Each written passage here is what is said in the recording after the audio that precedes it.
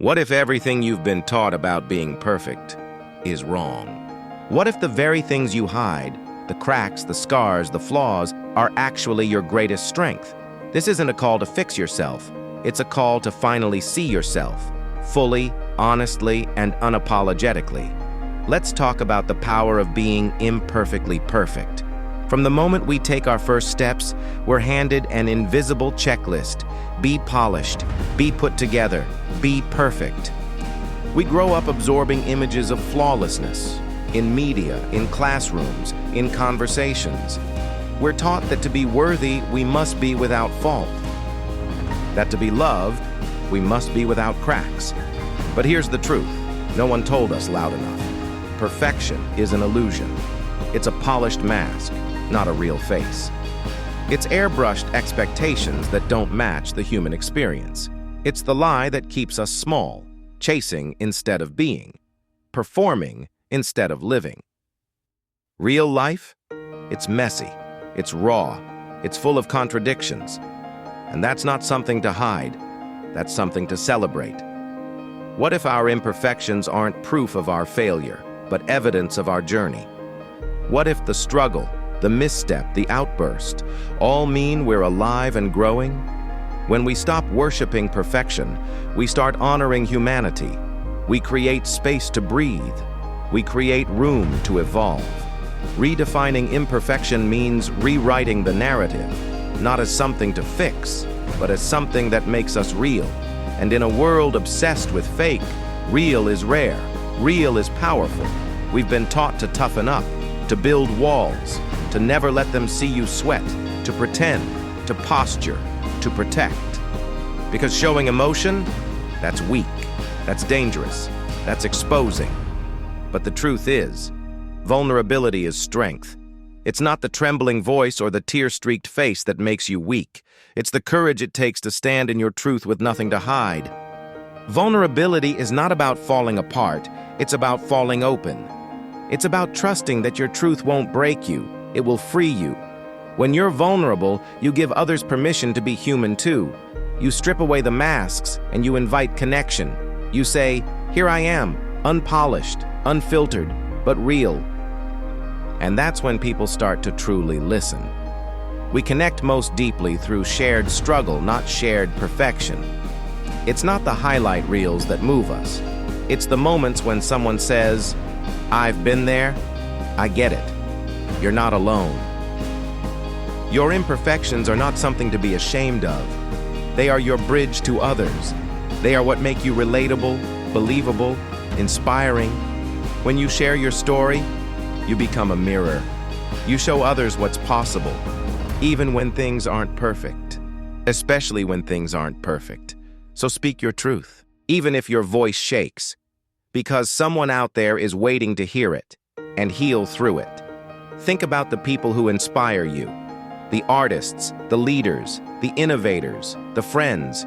They're not carbon copies, they're originals. They're the ones who dared to be different. Yet so many of us spend our lives trying to blend in, trying to meet expectations, trying to silence the very parts of us that make us stand out. But what if your weirdness isn't a flaw? What if your difference is your gift? The world doesn't need more replicas. It needs realness.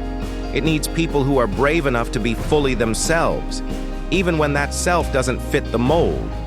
Your imperfections, they are part of your design. They are part of your signature. They are what make your presence memorable, your perspective irreplaceable. When you embrace your quirks, your background, your voice, your rhythm, you become magnetic. Not to everyone, but to the ones who truly see you, to the ones who resonate with your truth. Your story, with all its bumps and bruises, matters. Your path, with its detours and dead ends, is still leading somewhere meaningful. Stop trying to dilute your difference. Start amplifying it. Because in a world that rewards conformity, authenticity becomes a revolutionary act. And you, in your perfectly imperfect form, might just be the spark that lights someone else's fire. Here's a secret no one tells you often enough. You don't grow from getting everything right. You grow from failing, from fumbling, from falling flat and choosing to rise again. Mistakes are not the enemy, they are the instructors. Failure is not a dead end, it's a detour to something greater. Setbacks aren't signs to stop, they're signs to rebuild smarter. Every time life breaks you open, it's also giving you a chance to expand, to reevaluate, to become more resilient, more compassionate, more grounded. That's the gift of imperfection. It teaches us grit. When things don't go according to plan, you learn to be flexible. When people let you down, you learn how to set boundaries. When you fall, you learn how to get back up and carry wisdom with you. Growth through imperfection is not glamorous. It's not always Instagrammable. But it's real. It's honest. And it builds a kind of strength that can't be taught, only lived. The more you embrace your imperfect journey, the more compassion you'll have for yourself and for others. Because once you stop punishing yourself for being human, you unlock the power to heal, to grow, to evolve without shame. That's where real confidence comes from. Not pretending you've got it all together, but knowing that even when you don't, you'll keep going anyway. So what does it look like, this so-called imperfectly perfect life? It looks like laughing in the middle of chaos. It looks like crying when the moment calls for it. It looks like letting go of trying to impress and focusing instead on trying to express. It's about living with your heart on the outside, about being real even when it's risky, about choosing presence over performance. The imperfectly perfect life is built on freedom, the freedom to stumble, the freedom to change your mind, the freedom to evolve in full view of the world, without apology. You don't need a flawless life to feel fulfilled. You need a life that's honest, a life that reflects who you really are, not who you think you should be.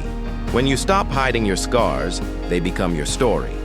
When you stop chasing a curated version of happiness, you find something deeper, peace.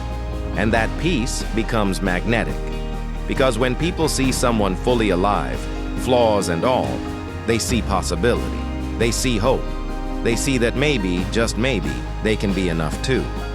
That's the true ripple effect of embracing your imperfections. You don't just heal yourself, you inspire healing in others.